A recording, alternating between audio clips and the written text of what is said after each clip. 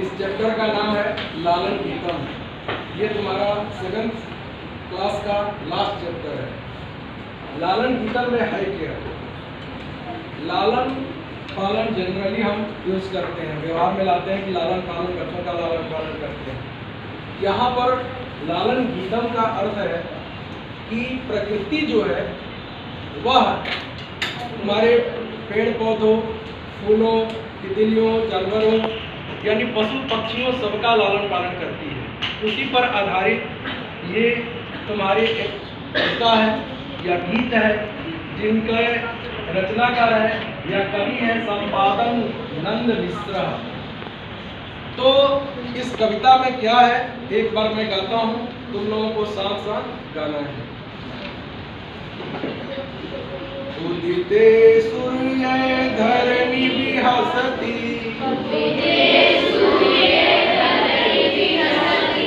पक्षी कूजति कमलं विकसति,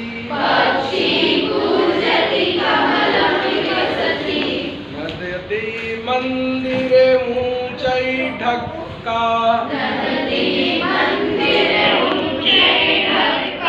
सरिता सलिले सेलति नौका,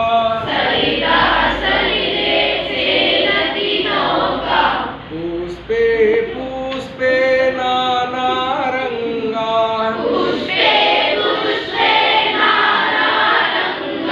ते सुडयन्ते चित्रपतंगा,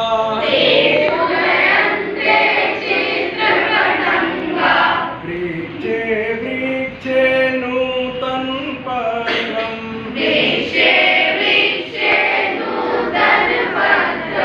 विविधै वर्णै विभाति चित्रम, धेनु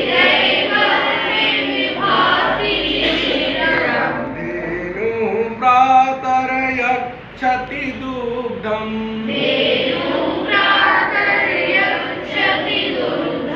शुद्धं स्वच्छं मधुरं स्निग्धं,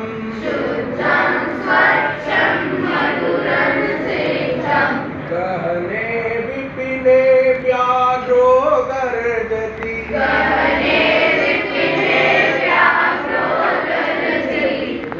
ऊंचैस्तत्र च सिंहः नर्दति,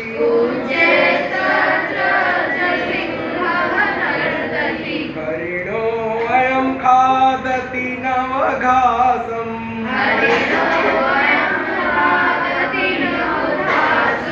सर्वत्र च पश्यति सविलासम्,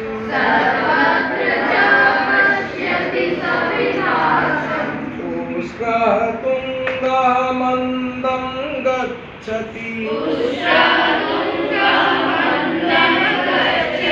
पृष्ठे प्रचुरं भारं निवहति,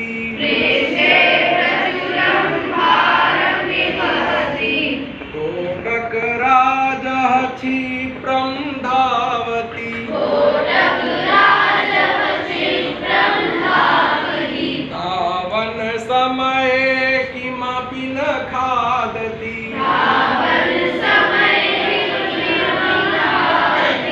पश्यत भल्लुकमिमं करालं, पश्यत भल्लुकमिमं करालं,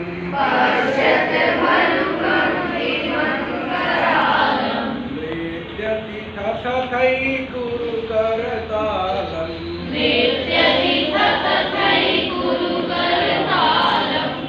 इस प्रकार तुम्हारा ये जो गीत है 7th क्लास का बहुत ही रमणीय है। ये प्रकृति से जुड़ी हुई है, संपादन मिश्र द्वारा रचित है। अब देखो इसका मीनिंग क्या है। पहले करा कि उदिते सूर्य। उदिते सूर्य का मतलब होता है कि सूर्य के निकलने पर धरणी, धरणी का अर्थ है पृथ्वी। सूर्य के निकलने पर जो पृथ्वी है विहसती, हसती मतलब हंसती है, हस धातु से बना है। ये हस धातु है, हस धातु हंस का अर्थ क्या होता है? हंसना। और हसती, हसती का अर्थ क्या हुआ? हंसती है। और भी हसती मतलब विशेष रूप से हंसती है। कौन विशेष रूप से हंसती है? धरती, पृथ्वी। तो यहाँ पर कह रहा है कि सूर्य के निकलने पर धरती हंसती है। पक्षी कूजती, पक्षी जो होते हैं वह क्या करने लगते हैं? कूजने लगते हैं। यानी सुबह होते ही, सूर्योदय होते ही पक्षियों की आवाज यानी उनकी चर्पिंग क्या होने लगती है? शुरू हो जाती है। कमलम विकसती, कमल क्या होता है? खिल जाता है। यानी सूर्य के निकलते ही प्रकृति में क्या क्या परिवर्तन होता है? तो पहले सूर्य के निकलने से धरती हंसने लगती है। हंसने का मतलब ये नहीं कि उसके मुख नहीं है, ये नहीं है कि उसके पास मुख है कि हंस रही है, देख रहे हैं, नहीं। जो हमारे पेड़ पौधे हैं, तो जो हमारे घास है, फूल है, ये सब क्या हो जाते हैं? प्रफुल्लित हो जाते हैं, जिसके चलते उनको हंसना कहते हैं। फिर कह रहा है कि पक्षी कुजती, पक्षी कुजित होती है। तो तीन चीजें इसमें, सूर्य के उगने पर क्या क्या परिवर्तन देखने को मिला? तो पहला परिवर्तन ये हुआ कि धरती हंसती है, पक्षी कुजते हैं और कमल खिल जाता है। इसी तरह से सेकंड में है नदती मंदिरे ऊंचाई ढाका। मंदिरे यानी मंदिर में ऊंचाई ढाका, ऊंचे मतलब जोर जोर से, ढाका का अर्थ होता है नगाड़े। तो सुबह होते ही सूर्य के निकलने पर मंदिर में क्या क्या परिवर्तन देखने को मिलता है? तो कह रहा है कि वहां पर मंदिर में जोर जोर से नगाड़ों की आवाज आने लगती है, घंटियों की आवाज आने लगती है। तो इस तरह से कह रहा है कि और क्या परिवर्तन देखने को मिलता है? तो कह रहा है कि सरिता सलीले सेलती नौका। सलीले, सलील मतलब जल, पानी। पानी में क्या होता है कि नाव जो होता है उसको, नाविक को पता चल जाता है कि सुबह हो गया, सूर्योदय हो गया, चलो अपना नाव खेना शुरू कर देता है। तो कह रहा है कि सरिता यानी नदी में जो नाविक है वो अपना नाव डगमगाने लगती है, चलने लगती है। फिर कह रहा है पुष्पे पुष्पे नाना रंगा। सूर्योदय होने पर कह रहा कि हर एक फूल पर भिन्न भिन्न प्रकार के नाना रंगा यानी भिन्न भिन्न प्रकार के रंग के जो होते हैं, तेसु दयंते चित्र पतंगा, उस पर, किन पर? उन फूलों पर जो तितलियां हैं, चित्र पतंगा बहुवचन में है, चित्र पतंग कहते हैं किसको? तितली को। चित्र पतंगा का अर्थ क्या है? तितलियां, बहुवचन में। तो चित्र पतंगा क्या करती है? तो कहते हैं कि दयंते, दयंते का मतलब उड़ने लगती है। दयंते मीन्स उदयंते, उड़ने लगती है।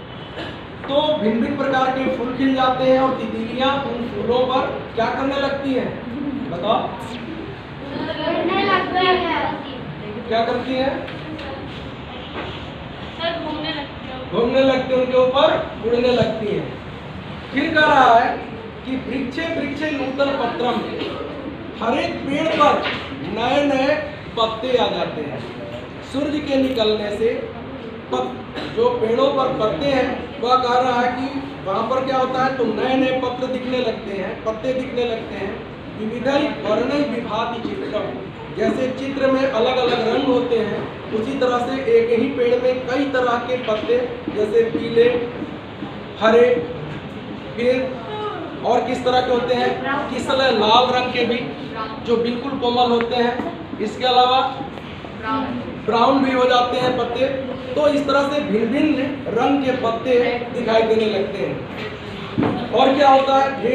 धेनु प्रातः यक्षति दुग्धम, सुबह सूर्योदय होने पर जो गाय है धेनु, वह क्या करती है?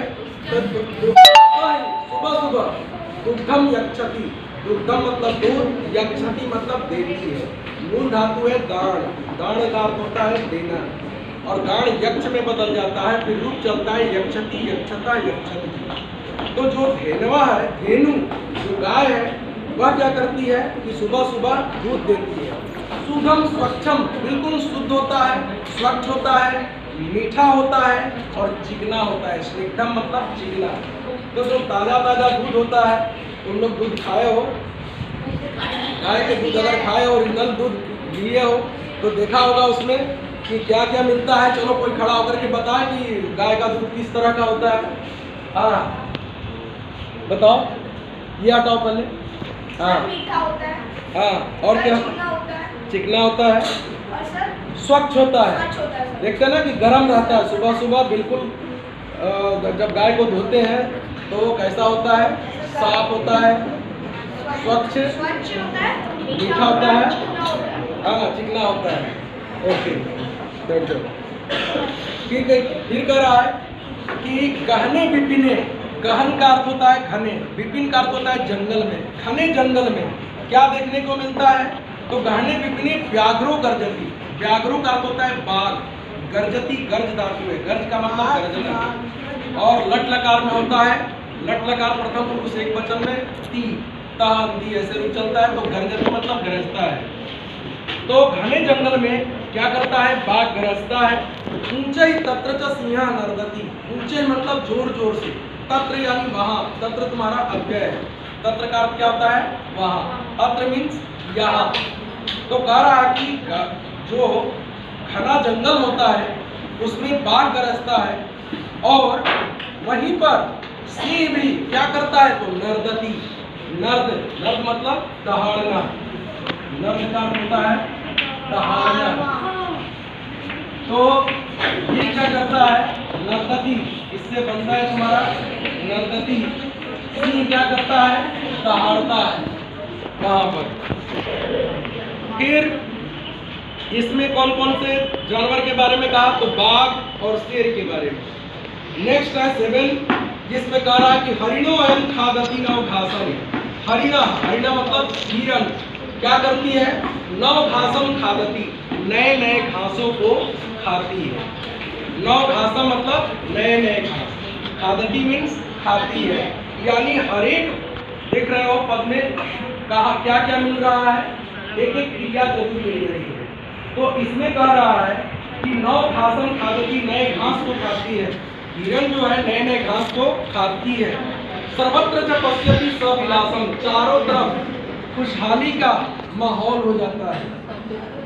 फिर ऊंट क्या करता है, अब आ गया जानवर में, पशु में ऊंट के बारे में कह रहा है कि उष्णा तुंगा मंदम गच्छति। देखो इसमें भी एक क्रिया है, कौन, ऊंट, उष्णा मीन्स ऊंट, ऊंट क्या करता है, तो तुंगा उष्णा यानी ऊंचा ऊंट क्या करता है, तो मंदम गच्छति, मंदम अव्यय है, धीरे धीरे। जैसे मैं कहूँ कि वायु, ठीक है, पवनः क्या होता है, शनै शनै चलती, ठीक है, हवा धीरे धीरे चलती है, उसी तरह से मंदम, मंदम मतलब धीरे।